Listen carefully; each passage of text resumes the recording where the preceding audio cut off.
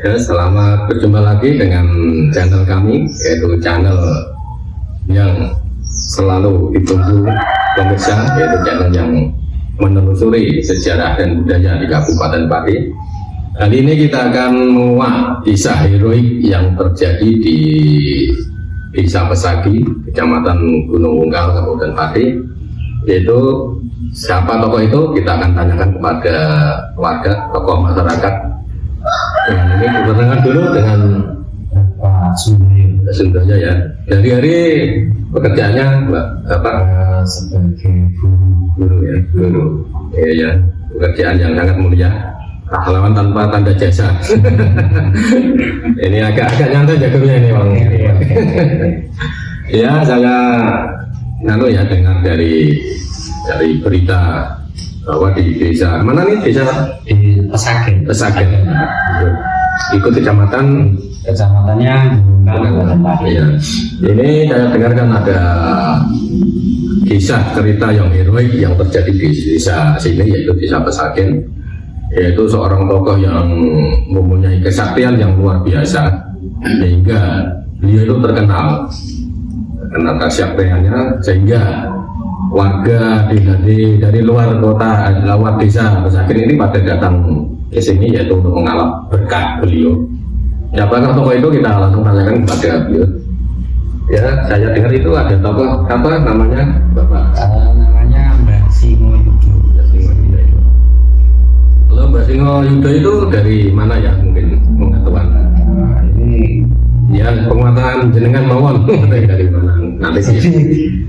saya termasuk mohon maaf, bukan juru kunci atau apa, cuma senang dengan Ya, pencinta, penggiat sejarah ya. Jadi kita dengar dari cerita nenek moyang kita leluhur, bapak kita, bahwa Mbah Singo itu dulunya berasal dari Banten.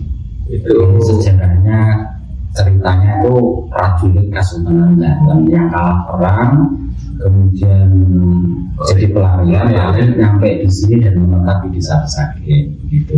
itu katakanlah apa, dia dari Banten itu diciri dari mana ya, dari namanya atau apa, tahu dari mungkin selain sejarahnya, mungkin dari itu dari apa, dilihat dari apanya kalau beliau itu dari Banten itu. Ya, kita sebenarnya kurang tahu, cuma ketika kita ketemu dengan beberapa tokoh desa lain itu banyak yang pakai nama Singo itu, Singo, terus kita nanya, kok apa mirip ya dengan leluhur di desa kami. Nah, katanya tuh kalau pakai identitas nama ini itu dari Banten. Nah, kita taunya cuma Ya, begitu saja. kalau banyak bisa jadikan dengan sedikitnya informasi kan mungkin bisa kita gali ya, mungkin dari pemirsa bisa menambah ya nanti ya kalau dari itu. Ya itu tadinya gimana, ada kisah apa tentang beliau ini? Oke, jadi kisahnya itu memang dari cerita tutur yang kita tahu itu beliau ini sangat sakti sekali. Salah satu kesaktiannya itu adalah ceritanya punya ilmu rawa rontek. Itu satu, kemudian menariknya ada kaitannya sejarah dengan Baron Kusumo. Ini bisa diceritakan gimana? Jadi dulu desa kami itu pernah didatangi orang-orang jahat yang pengen adu kesaktian dengan beliau. Bahkan suatu masa itu diganggu, mungkin zaman dulu masih percaya dengan siluman. Ya, ilmu bisa ya. Begitu. Jadi ada namanya tuh macan badunya yang sangat mengganggu warga desa Pesagen. Kemudian Mbah Singo ini sowan ke Baron Kusumo mendapat pusaka, namanya tuh pusaka atau keris Kyai Encis. Mitosnya dari yang kita tahu, pusaka itu siapapun yang punya niat buruk terhadap desa Pesagen pasti tidak bisa masuk, ataupun bisa masuk tapi tidak akan pernah bisa keluar. Nah, setelah Mbah Singo punya pusaka itu berhasil untuk membunuh atau menyingkirkan macan gadungan itu tadi. Akhirnya warga itu aman, tentram seperti itu. Tapi namanya orang kan mungkin zaman dulu kan pengen membuktikan yang terbaik, yang terhebat. Jadi selalu berdatangan orang-orang untuk menguji kesaktian dengan mengetes ya kan? mungkin begitu, ngetes kesaktian dengan beliau. Iya memang itu adat ya orang dulu itu ya. Sekarang juga sih kalau ada yang mendengar orang punya kelebihan biasanya itu dites benar apa enggak gitu ya. Mungkin begitu. Sama sejarah itu akan berulang kembali itu. Nah terus itu misalnya punya ilmu apa yang pernah dengar pengen sakitnya itu loh, andalannya itu apa? Pernah ini. Jadi beliau tuh pernah didatangi anggaplah musuh gitu ya, itu bertempur dengan beliau itu sampai sehari semalam, tidak bisa mengalahkan beliau. Akhirnya si musuh itu diikat di pohonnya, tuh diikat di tengah bulan. Tapi lawannya juga sakti.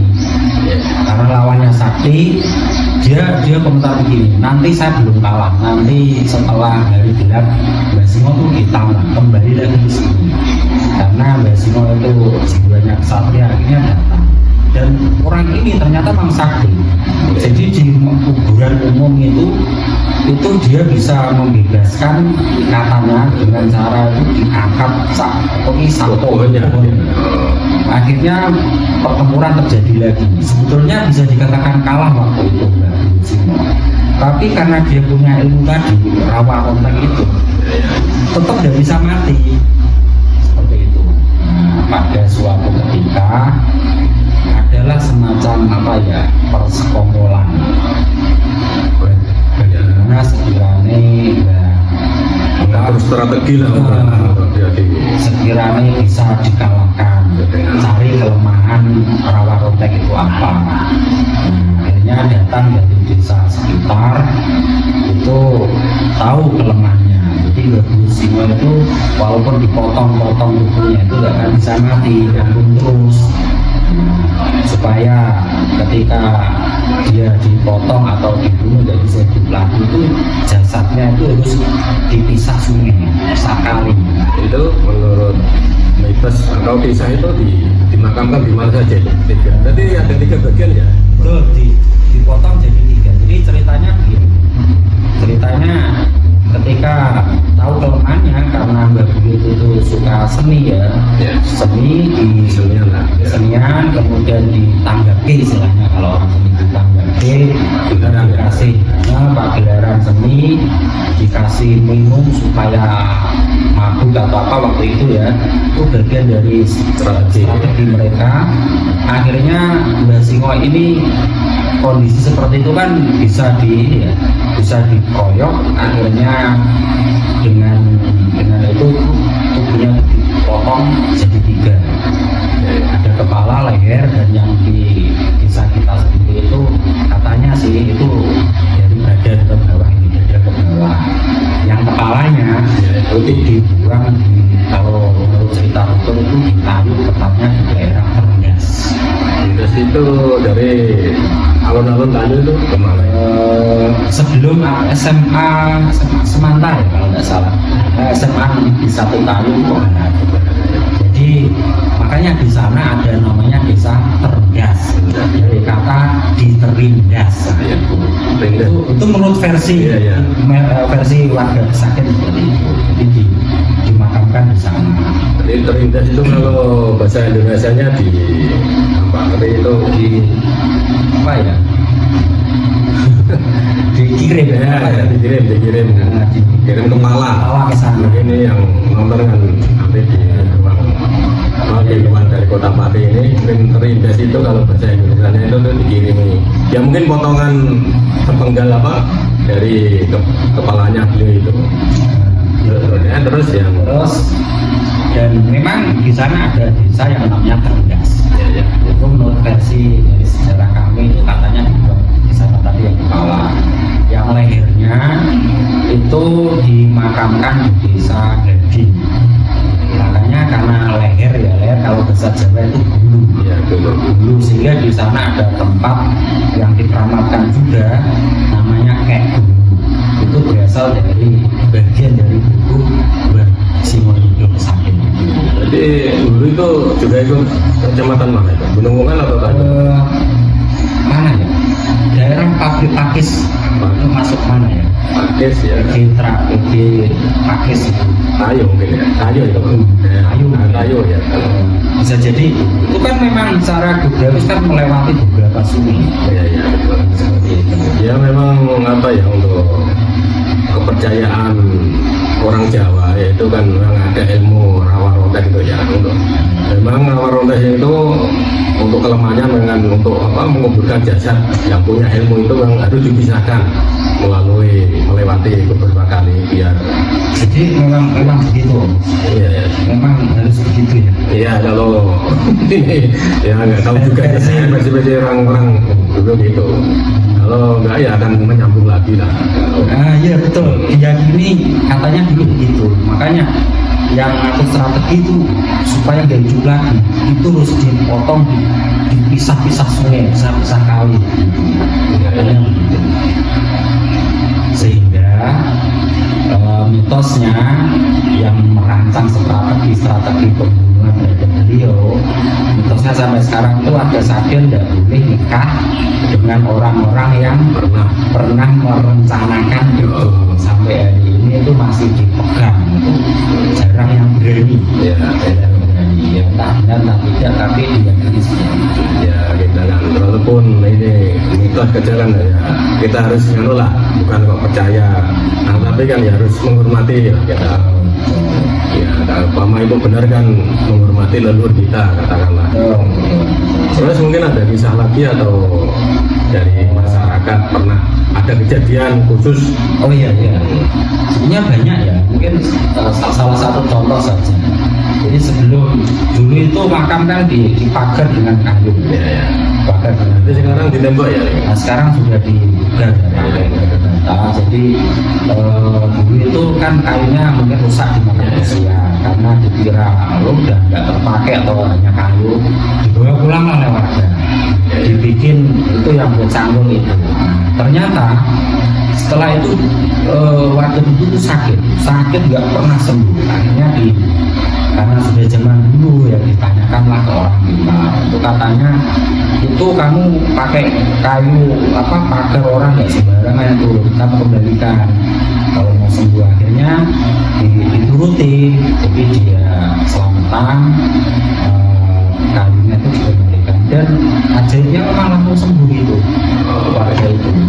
Sampai sekarang pun banyak orang yang ziarah, mungkin entah hari apa ya, banyak yang ke situ sampai sekarang. Ya inilah apa cerita dari masyarakat ya pemirsa, kok bukan mengada-ngada marang, ini kejadian nyata, yaitu ada warga itu yang tadi saya ceritakan yang sakit itu ya mengambil, kok bukan percaya kepada itu enggak ya, tetap kita baru yang penguasa, tapi kan sebab biaya kan adalah sebab akibat itu ada kan dong, kita hidup di dunia ini ya, itu ada yang tidak bisa dikarang-karang. Terus mungkin ada kalau kejadian khusus lagi nggak ada ya? Ada. Gini, warga kan punya tradisi ya, tradisi apa istilahnya sedekah bumi, sedekah bumi. Yang bumi itu kita kan itu sering ketoprak ya. Kalau daerah kita ketoprak, tapi walaupun ketoprak nggak pernah meninggalkan yang namanya tayuban. Karena itu katanya kesukaannya berbuyut itu tadi, seni salah satu seni yang disukai. Nah, suatu ketika warga itu minta coba dibuat cerita ketoprak tentang berbuyut sini. Akhirnya dituruti. Nah, pada saat pementasan itu tiba-tiba terjadi hujan angin badai, bangunnya roboh, dan yang memerankan Mbah Buyut itu katanya meninggal. Nah, sejak peristiwa itu tidak ada yang berani, warga minta lakon cerita itu tidak ada yang berani sampai sekarang. Ya mungkin warga itu penasaran ya, mungkin kalau sampai dilakonkan dalam paduan ketoprak, tapi ya mungkin nggak tahu atau ada kekurangan atau apa, ada kejadian itu sehingga akhirnya masyarakat takut sendiri, akhirnya langsung sendiri. Ya gimana, ini kisah nyata, ini bukan kata-kata ya mungkin cukup itu saja ya. Mungkin kalau nanti ada tambahan kita akan ekspos lagi tentang beliau dan apa-apa yang bisa menjadi. Cukup sekian, kalau ada telur kata saya minta maaf. Salam Rahayu, Rahayu, Rahayu.